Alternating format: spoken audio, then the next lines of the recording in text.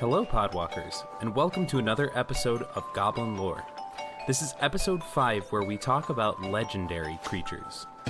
Legendary rules are a subject of a lot of disagreement in the Magic community, but we make our case about why legendary matters not only from a flavor standpoint, but also from a common sense and gameplay standpoint. We talk about how legends give us a chance to have role models in the game, something to aspire to, characters that we want to root for, and we talk about how that plays into celebrity culture, hero worship, and role models in general in our own lives. Unfortunately, simply due to the timing of the recording, we weren't able to get Alex on this show, but he will be back for the next episode. Without any further ado, here's the episode. Hello, Podwalkers, and welcome to episode...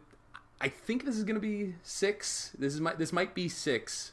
We're not exactly sure when this is going to come out. It's going to come out in the month of July 2018 at some point. So you'll be listening to us in the not too distant future. I'm your host, Joe Redemann. You can find me on Twitter at Findhorn. That's Fynd Horn. And today we're having the discussion about Legendary. Legendary is a specific part of Magic the Gathering, and we're going to dig into what that means for Vorthoses, the flavor of Legendary. We're going to be talking about the implications for gameplay and how you can understand that as a Vorthos player. We're going to be talking about how that relates to the real world in terms of, hero worship, celebrity culture, our own role models as well. And so now I'm going to throw the proverbial car keys over to you, my co-host, and ask you, who was your first role model? Hi everybody, this is Hobbes. You can find me at HobbesQ on Twitter. For my role model, my first role model, it's kind of one of those, it's going to sound cheesy, but it's my dad. Because, I know. So my father is the ultimate blue-collar worker. He dropped out of high school to work full-time in the oil fields at age 16. He never finished high school. He never went to college. He worked 80 plus hours a week at times when the oil fields were booming, with this idea of he wanted me to not have a part of that life. He did not want me ever to be in the oil fields or be in that type of world. He wanted me going to school. He wanted me to get an education. And he instilled in me, though, some of those blue collar kind of attributes of the working hard, being willing to do what you need to do in order to get your goals. And so that's just always been my easy answer. That's awesome. Yeah, and I there are a couple of key points of that I want to come back to when we get more into the discussion about role models and what they mean. For me, I actually go a little bit to the other place that people think about when they go to role models.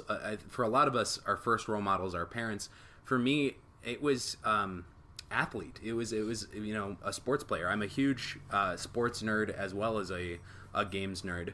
But I grew up a Milwaukee Brewers fan. I still am a Milwaukee Brewers fan. And as I was growing up, the player that had dominated Milwaukee Brewers culture for a long time was Robin Yount. And so Robin Yount, the kid, was the hero of the team when they made it to the World Series, the baseball championship. He, was a home, grown. They picked him in the draft themselves, and so he stayed with the team his entire career. So it was that sort of like the things I learned about, from him were sort of that dedication, loyalty. So the first thing that we want to talk about is sort of the history of the legend rule, because legendary has changed in what it's meant, how it's functioned in the game for, over the course of the entirety of Magic. It's changed, I believe, 4 times is what we counted. I think we had 3 times, and the 4th is kind of the future. Okay. Yeah, so we have 3 official changes. Well, we have the initial legend rule, the first change, which we're using we used A.E. Marling's article that is on Gathering Magic, is kind of our jumping off point here. At A.E. Marling on Twitter. Yep. And we used his article as jumping off to kind of look at the history. It's an interesting topic to come from both a gameplay standpoint and also from a lore standpoint.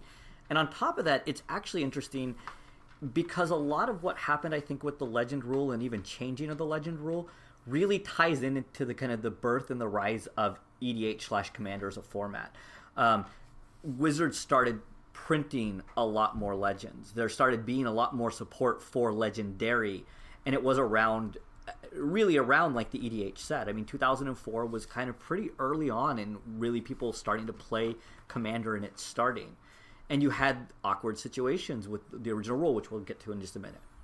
Yeah, and so I believe if I just have to check this to make sure, but I don't believe there were any legends prior to the expansion set Legend. No, that was the first one. Yeah. Mm-hmm. And so there, Legends was the first iteration of this where we start seeing these, for lack of a better term, these hero creatures coming into the game, named people that you can identify with as cards. We'd seen on previous sets flavor text mentioned characters. We had references to Urza and Mishra and Freyalise and Jaya and Caleb and Krug and all of these people that, if you know the stories, the early stories, they feature heavily in the flavor text of those stories. And that's really where Magic's story started being communicated, was in flavor text.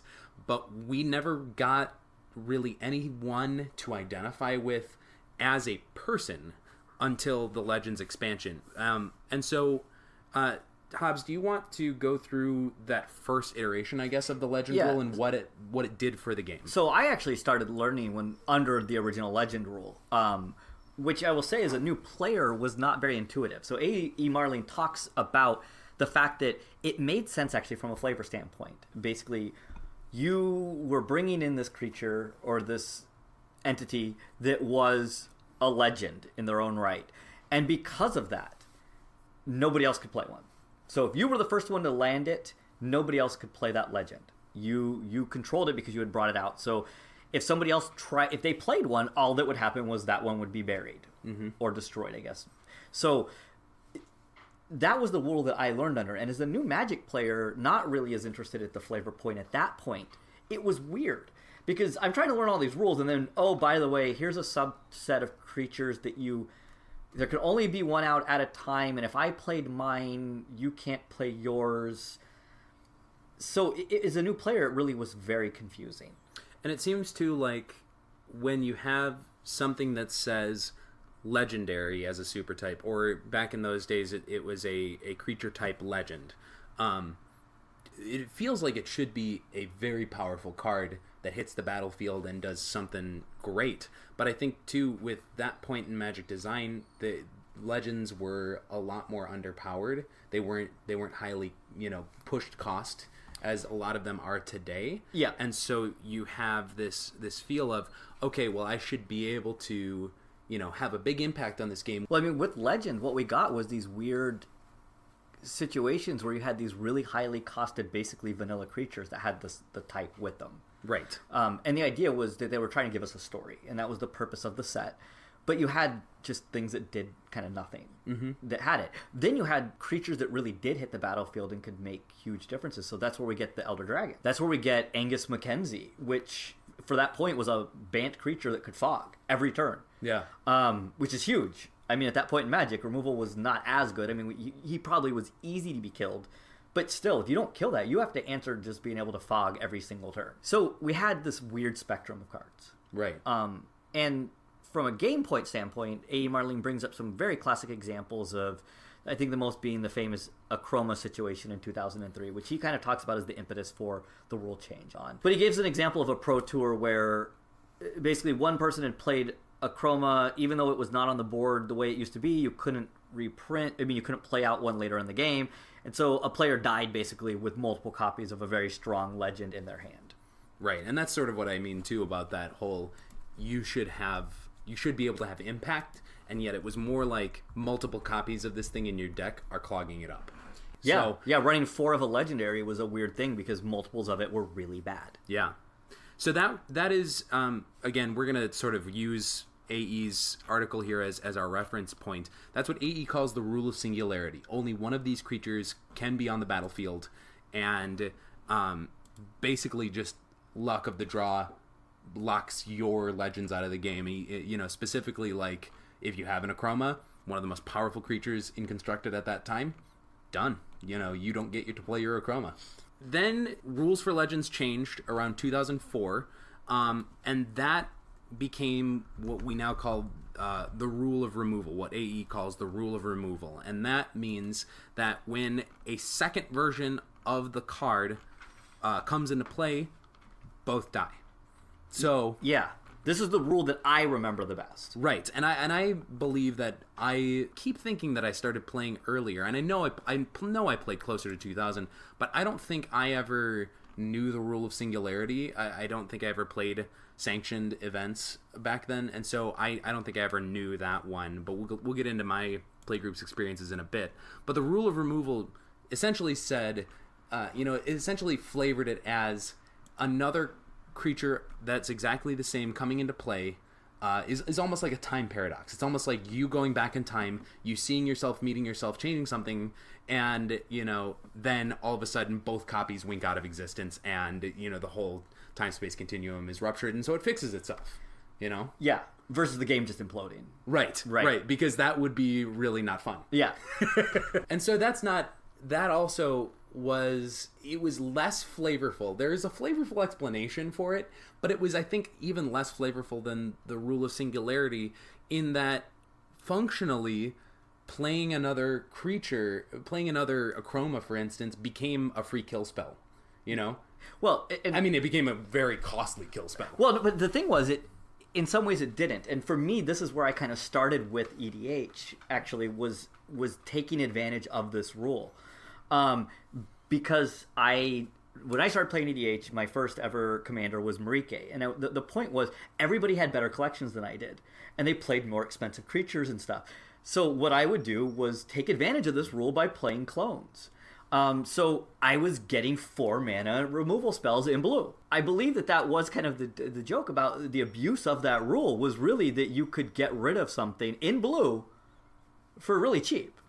Right, and so not only do you have this weird, slightly less flavorful time paradox explanation for the rule, you also now have this breaking of the color pie.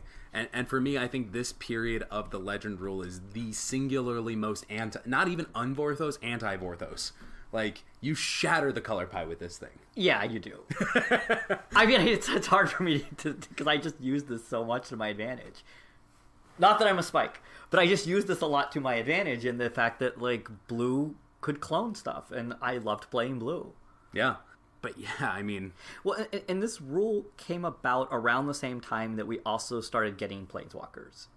This is a little bit of a tangent, but it does relate because Planeswalkers come into the Legendary rule later on.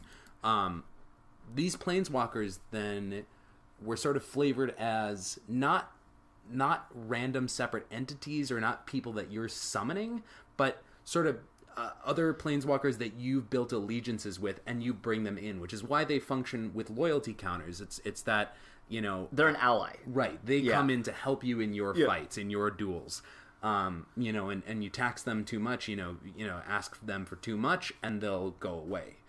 It does have that interesting flavor where Legendary changes over, Planeswalkers come in, and on top of that too, back in that time, and I believe this had been the rule for the entirety of Planeswalkers until recently. You had Planeswalker and its type, like Planeswalker Jace was Jace Beleren, Planeswalker Jace, and you could have only one Planeswalker with Planeswalker Jace on the battlefield. They were functionally legendary. Even though they weren't considered legends by the creature type, they still operated basically under that legend rule, except we started getting different of the same Planeswalker pretty quickly. Right. So we go straight from... Lorwyn, we go from Lorwyn into Alara, and then into Zendikar, and pretty soon now we have 2 versions of Jace. I mean, that's the most classic example. That's the one that A.E. Marling mentions. We've now had multiples of pretty much, the big Planeswalkers we've had multiple copies of. But you could then use a 3-mana Jace to get rid of a 4-mana Jace, essentially. Right, and so you have this weird kill spell, and especially because at that time, Planeswalkers were a lot harder to remove. It just becomes this weird, like... It just goes so far away from Vorthos and good flavor in my opinion, and I think AE's article does confirm some of that too. I don't know. Do you agree that just, if we're considering flavor and story, that just goes super sideways from it? It starts getting really weird.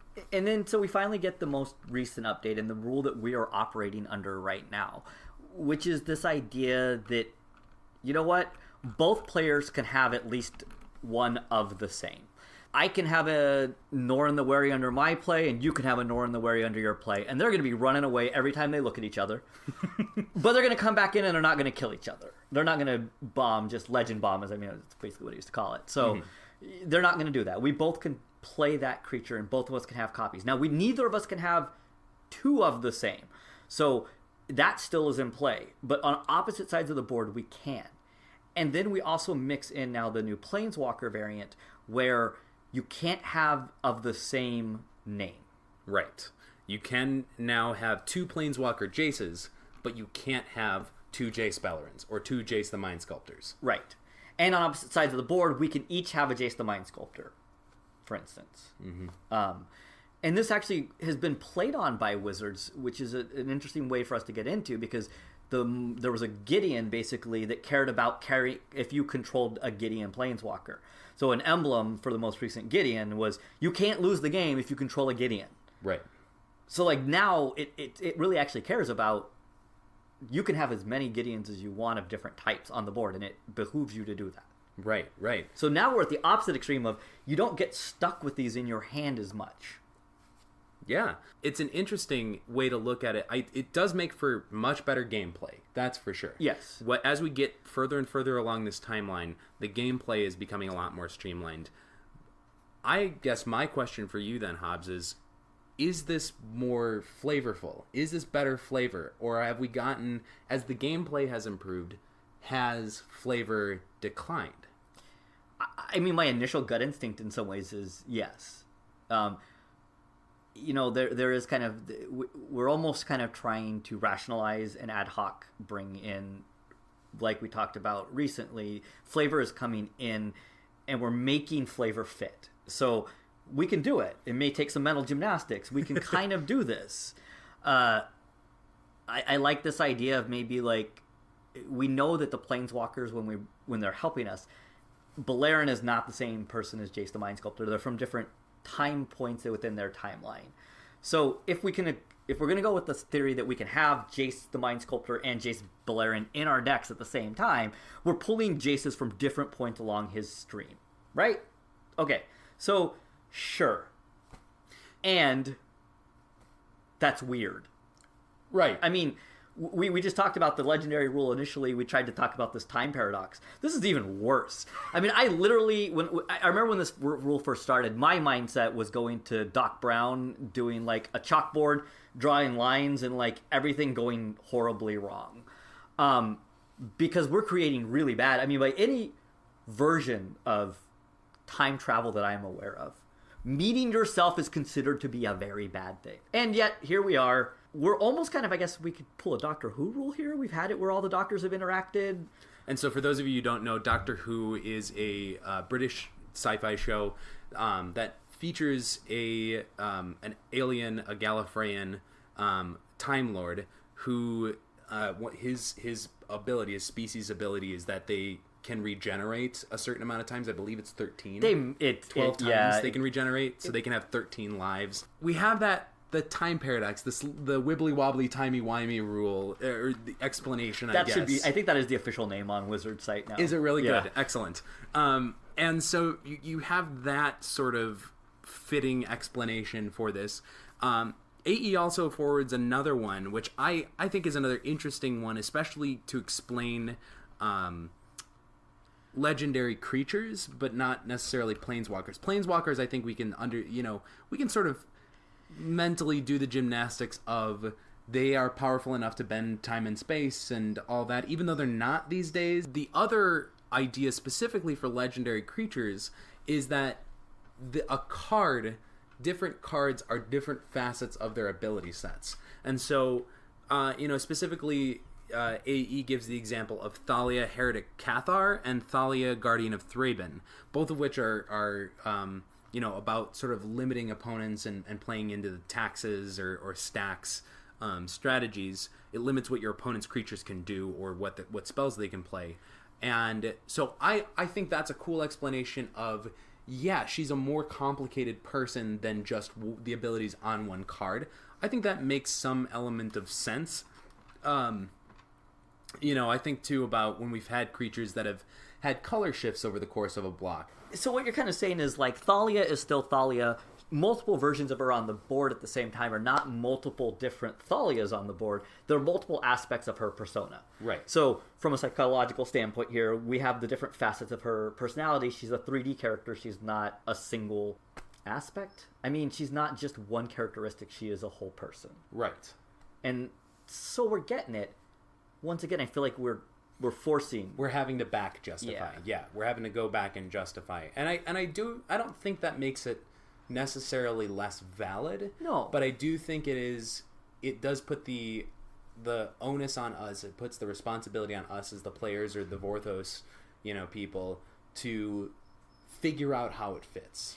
Right. And fortunately, there are some of those pathways to that. Magic and Wizards have left it open enough for us to get there. Yeah. But not considering Vorthos needs as much as the players. I actually think in some ways their gameplay changes are trying in some ways to allow for this. So let's go back to EDH, because that is the format that we know hinges, Commander EDH hinges around a legendary creature, right? They didn't used to produce or print tons of legends. We have seen a humongous rise in the amount of legendary creatures that you can play. And they want people to be able to play them.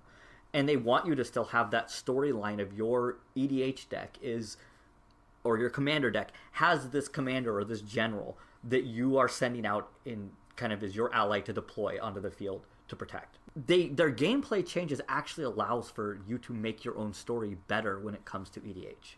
So I'll talk here just briefly about our San Diego playgroup that I used to be a part of. So we used to have a basic own multiverse for our EDH games. So we had a board where people had their decks written down, and only one person in the playgroup was allowed to have a specific legend. So we took this even different from no two people could play the same deck at the same time.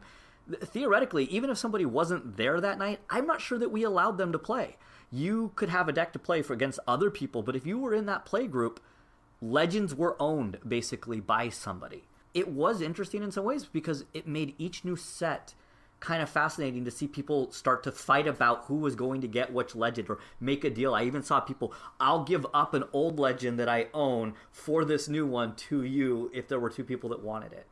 But it made games, in some ways, it had that flavor aspect to just what was a pretty spiky commander group, I'll be honest. I mean, this was a combo-heavy 7-8 player games that would still end on turn 4. I mean, this was a pretty intense play group that also wanted to bring flavor in and did it this way. I love that idea, too, because that gives you the chance as a player to want to identify with a legendary creature or a planeswalker. I'm not sure how you guys handled those, but you do have that drive to whether, even if it wasn't like, oh, I see some aspect of myself in this character, you like it for some reason, you want to play that character. So it gives you, it's almost like a fantasy sports team where when you roster a player on your fantasy team, more often than not, I find myself wanting to watch those players' games or, rooting for that player if I am watching that player's game. And so a little bit you're rooting for,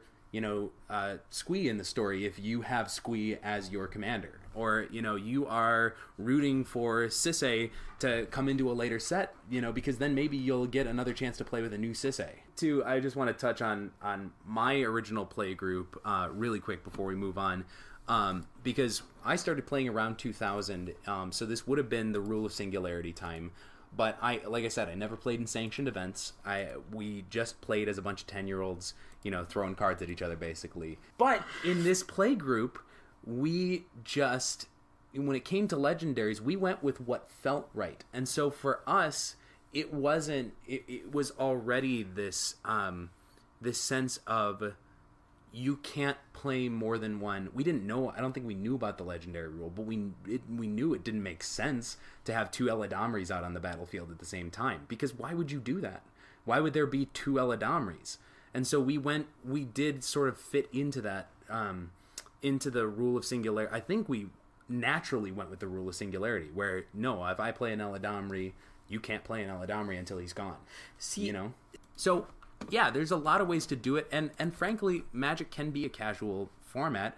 And if you guys decide you don't like the legendary rule the way it is right now, do it how you want. Play Singularity. You know, I have a friend who still refuses, actually the friend that I gave away a box of cards to when I went to college, he still refuses to play with 6th edition rules. With the 6th edition changes, he still plays with Mana Burn because of the flavor, because it makes sense. If you use too much energy, it'll overload your circuits. I'm still salty about Mana Burn too. And Mana don't Burn ever get me into the tuck rule. Oh gosh. When it comes to EDH. Sheldon, I If still you're feel this listening, way. you know, it's interesting. It's an interesting way, and it came into the game originally because of flavor. Wow, are we still talking about Legends? We are we're talking about Magic, so that's at least good. At least we're on that. So Well, you talked about your play group and their own rules, and what I liked is you mentioned do whatever you want. Right. You know, like if you have a play group, and that's how I feel about a lot of things. However, the risk of that is what we've seen people kind of asking about or questioning recently when it comes to the legendary rule. In particular, I think Saffron Olive started a discussion on Twitter about what if we just got rid of the legendary rule. We are now moving as far away from, in some ways, flavor as would be possible. I think that we would get to the point where I'm not sure what our mental gymnastics are going to be if we were to do this from a flavor standpoint. And also from a gameplay standpoint, I don't really get it. Because it causes problems for certain formats. I can think of the top off my head, Death and Taxes becomes a ridiculously good and better deck in Legacy. Because if I can have multiple Thalias out that are taxing each of your spells with an additional one to cast, you are shutting down most combo decks to the point of they almost become unplayable. You know, that's the biggest example that I saw in that thread when it came out. But there are a lot more like that where, you know, double Jace the Mind Sculptor in Miracles, or the version of it that's still around. We have kind of these situations where if you allow this for basically everything, you're going to be... The gameplay is going to change, and from a flavor perspective, I don't know where we go. This is not to, you know, talk down on anybody who supports the idea. You know, I know, again, you're trying to...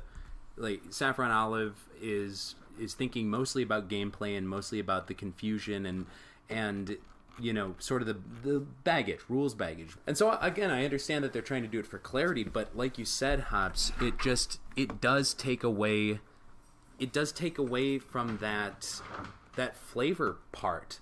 You know, it makes even less sense then that you have two aspects. I mean, thinking about Thalia, you have two aspects of Thalia that are the same out. Well, it's not like she got super great at one of them, you know what I mean? That you could justify it maybe, but it doesn't make a lot of sense to me.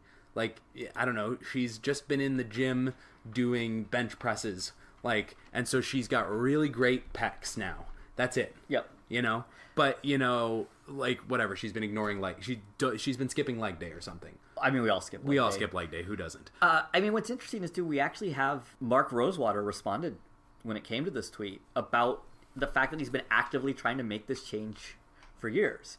And he is in the minority within R&D. Yeah, and I think that's a good thing that R&D as a whole doesn't really support it, because to me, that element of singular, you know, legend being a thing is good. You know, it is good to have a little more open gameplay, because that's what we do. We play the game. You know, for those of us that like to play Magic, we play a game, and that's why it's enjoyable. But I think that if you do away with it entirely, if you do away with Legend Rule entirely, that starts making the flavor convoluted. It starts stealing from Peter to pay Paul, in a way. We're already messy, and this just is making it messier. You mentioned getting started more to do with liking the heroes and being tied to the storyline, and so for you, that's not going to make any sense. Right. You know, when you think about this, I'm going to sound like an old person, and I haven't reached 30 yet, but there is a big culture, especially in America, but it seems like it's worldwide, of this obsession with celebrity or hero worship or sort of this infatuation with power or wealth, or anybody who's held up on a pedestal. It's hard to tell, is it chicken or the egg? Are they up on a pedestal because they have power or wealth, or do they have power and wealth because we put them on a pedestal? And sometimes it's different ways. I think about for instance, the Kardashians. They are wealthy because we're interested in them. Yeah. That I believe the father of the Kardashian sisters was a high-profile celebrity lawyer in Hollywood. OJ's. He was O.J. Simpson's one lawyer. of OJ's lawyers. That's right. And so he made a lot of money through that, and so it's not like they weren't well off already. They amassed wealth prior, and then they became famous for being wealthy. Right. And then they became even more wealthy because they had the show The Kardashians, Keeping Up with the Kardashians. So if we're tying this into magic, they're basically the Gatewatch. A little bit, yeah. A little bit. And we have that, we saw that recently where there was a lot of pushback to Wizards, that people kept saying, like, this is fine and all, that we're getting a lot of stories about the Gatewatch, but we want to see what other planeswalkers are doing. We want to see what other characters are doing. Yeah, we're getting tired of it. We need to know what Paris and Nicole are up to. Right. We need to move on to a different celebrity to worship. And but I actually don't think that is far off. I mean, it is kind of... I totally know what's going on with all these people who I've probably have only seen one episode or two of their shows ever, but I still kind of have an idea of who they are and what's going on with them. Right. And even athletes, where my other job is, aside from teaching, I write about football for a living. I know way more about these guys' personal lives than I do about some of my friends. Yeah. And I would say that, within Magic, there is room kind of for that. I mean, that was kind of the idea of the Avengers. I mean, the Gatewatch, was that we wanted to have a through line of stories of characters that we cared about. The characters that we could either identify with, and that's why we had aspects of them within, across the board. So we had our original 5 that we kind of did, and the idea was that maybe people would identify with them, with something about them, whether it's already in the color of their color pie, something about their personality, their playability, but that people would identify with them and look up to them, and kind of that celebrity of culture, that culture of celebrity. Mm-hmm. And then what we find is you do get fatigued. You do get kind of burnt out on that. Yeah, and it's interesting, too, that as we've come back this set to Dominaria, the plane where Magic all started, this is the history set. So we're seeing a lot of the effects of cultures remembering icons. You have, we mentioned O.J. Simpson. O.J. Simpson is burned into American culture, American psyche, not for being one of the greatest running backs in football history, but for being a murderer. And, we see, not exactly a parallel, but in Dominaria, there's a card, I believe it's called Memorial to Folly, where it's a statue of Urza that's sunken in a swamp. And it's this reflection, not of Urza, the planeswalker, who, despite all of his flaws, did save Dominaria, his home plane, even though it took blowing up a whole continent to get there, even though it took, ruining an entire, group of people's lives, even though it took, sacrificing many more innocent civilians. Yeah, Urza's not great. We have an episode planned to talk about whether Urza was moral or not. That literally isn't what we... That is one we've been planning. Tying this back in then to hero worship and celebrity culture, whereas the Gatewatch sort of is our celebrity culture, our VH1s, of today in Magic, we see the statues of the Weatherlight crew and these bits of old story of the Weatherlight saga, of the Wrath saga, all of that on Dominaria, these relics, they are Homer's The Odyssey or the Iliad, where it's these pieces of, it's not like celebrity culture or hero worship is new. It's not like this is a strictly American, phenomenon. We just, like most things, we do it bigger. And right, better. We do it bigger and better. Yep. And we stick a cowboy hat on it and slather it in barbecue sauce. And then elect it president. Right, absolutely. Ooh, Too soon?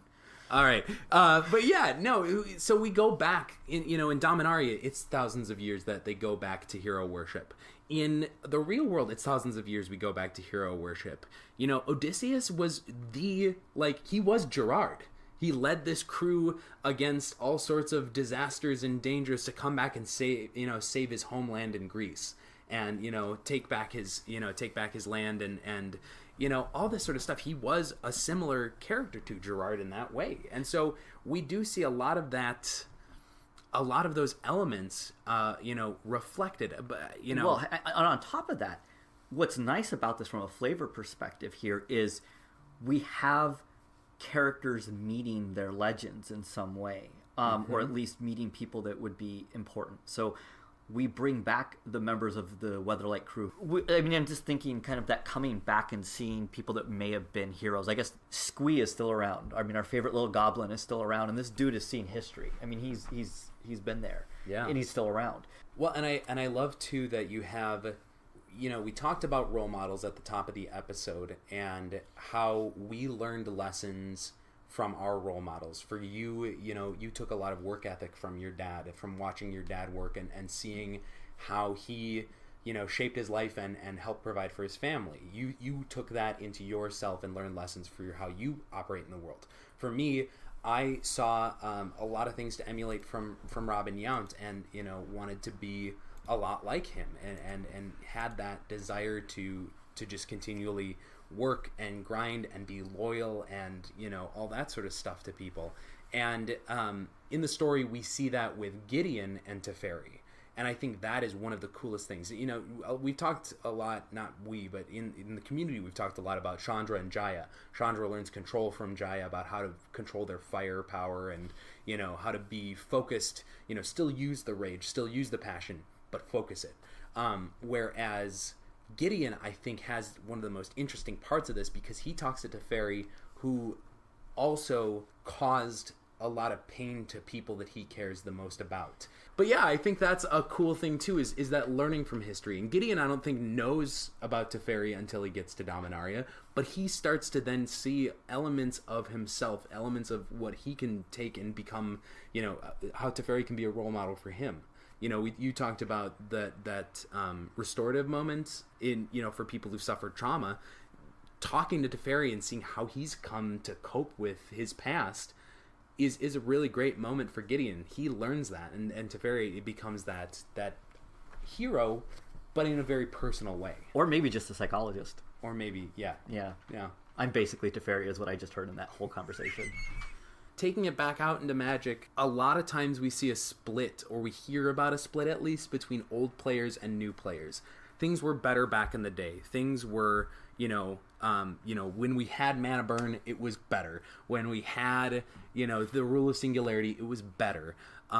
You kids and your newfangled creatures that matter in combat, it was better back when they didn't. But this sort of gives us that, a little bit of that modeling of behavior. We talk about that a lot in education, is modeling behaviors and modeling lessons for students so they can see what it looks like, so they have something to cling on to as they do it, because it's different experience. It can be fearful for them. We see maybe how older players can be not gatekeepers, but guardians of a past, of a lore, and stores of knowledge to bring new players in and say, this is what it used to be like, and now it's different. Not better, not worse, just different. Right. It's the game has evolved, right, and we can evolve with it or not. We have that choice. Yeah. I'm choosing to evolve with it. Yeah. Personally. Ditto. Yeah, and that's, and you can have, I think that's, again, one of the beautiful things about Magic play groups, about casual play groups, is you can define the rules, and as a player, if your play group decides something, you can play with them, or you don't have to. Right. A store that you like going to all of a sudden stops putting on the event you like going to. You don't have to go to that store and play the new events anymore. Go find your event, or stay and play the new ones and adapt. It's up to you. And so I like that. I like that aspect of the change, the adaptability, and how we see the history, but how we move forward with the history. So I thought I was promised that this cast was basically going to become grumpy old men, and now I'm really disappointed. So, kind of tying this up as we're coming towards the end of our cast, I think that this has been a great discussion today. So, I want to leave with kind of your favorite legend, or just give me a legend from Magic that is important to you and a little reason why. I talked about it at the top of the show, and that's why I'm kind of coming back to it, which is Angus Mackenzie. Part of this is, if you've never played with Angus Mackenzie, I wouldn't blame you. It's really easy to play with on MTGO because it's like 10 cents. But it's from Legend, so in cardboard Magic, that means it's probably worth like $500 and I don't even know it. But the artwork on that card literally looks like Tim the Enchanter from Monty Python and the Holy Grail. I had the opportunity at GP Vegas. I met Brian Wackwitz, who did the original art for that. And it turns out he had been watching Holy Grail when he had gotten the commission from Wizards to do this Angus Mackenzie, to do this creature. So it really was actually modeled off of Tim the Enchanter. And I took that to make a Tim the Enchantress, or Tim the Enchanter EDH deck that's enchantments and enchantresses, being led by Tim. Tim the Enchantress is a really good name. But it's really funny, too, in some ways, because if you say Tim in Magic, people think of Prodigal Sorcerer and its tapping ability to do 1 damage, and I've always struggled with that. Yeah, so I've got 2 that I'm really interested in because, I mean, part of it were the sets that came out right when I started playing, but they're fascinating creatures to me because of the story, and again, because I'm a story person, I love the arc that these characters take or don't take. The first one is Kamal, who's the hero of the Odyssey block and the Onslaught block, because Kamal starts off as a mono-red barbarian. And over the course of the Odyssey and Onslaught blocks, we see how he transforms when he's confronted with power that he doesn't understand, when he's confronted with the Mirari and all of these things that he doesn't know how to handle. He changes, he adapts, and he becomes a druid and a protector of the Crozen Forest.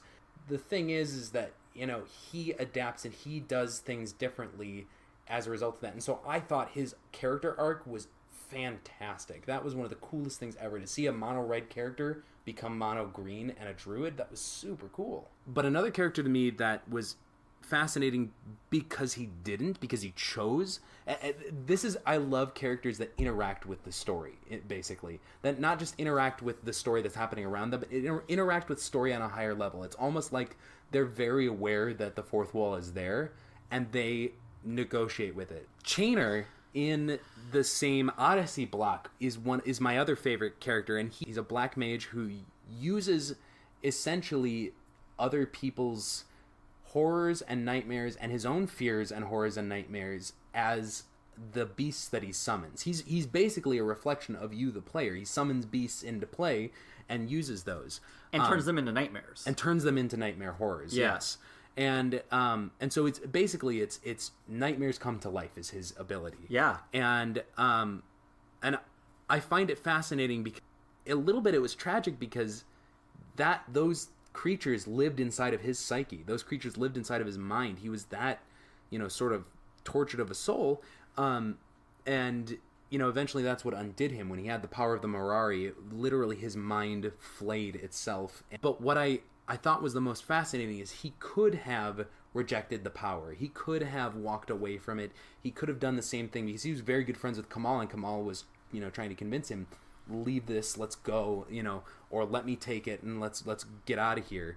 And he did the look at Kamal and go, no, I think this is what I have to do. I think this is where the story's taking me.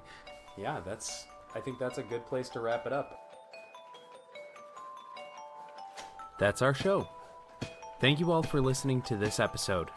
You can find Joe on Twitter at Findhorn, that's FYND Horn. You can find Hobbes Q on Twitter at Hobbes Q. You can find Alex on Twitter at Alexander New M. You can find the show at Goblin Lore Pod on Twitter, or you can email us any questions, comments, or concerns to goblinlorepodcast@gmail.com.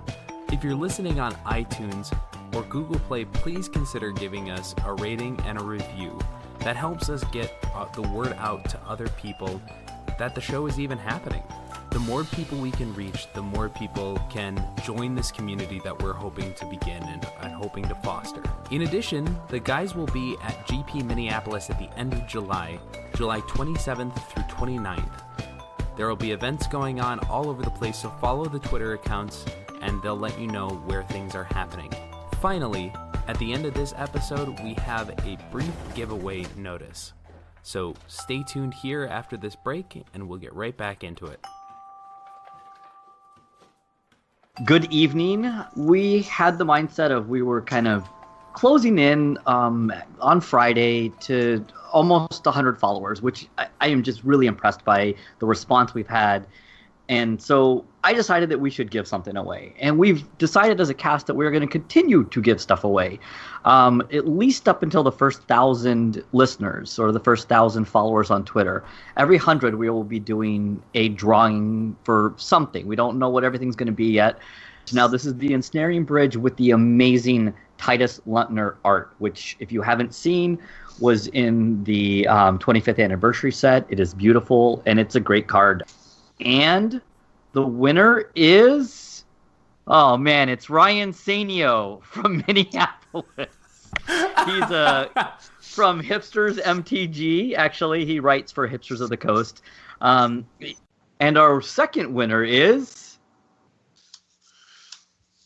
Rakdos Goblins at rakdosgoblins.com, which I guess is a very appropriate one to win the second card. So what we will do at this point is we will give Ryan Sanio first pick at which of the ones he wants, and then we will pass on the other card to Rakdos Goblins. So both of you, if you could DM us and just let us know your contact information and whether or not you would like your card signed. Thank you guys, and we will be moving on soon to our second giveaway as we are already closing in on 200 followers. And again, if you want another chance to win something, start telling your friends about us. Word of mouth is the best way to pass around the knowledge that we exist. So go out there, retweet episodes, forcibly grab your friends' podcast apps and subscribe them to our show. And the more and more people that you get to follow us on Twitter, the more and more giveaways there are going to be. Thanks for listening, Podwalkers. We'll talk to you again soon.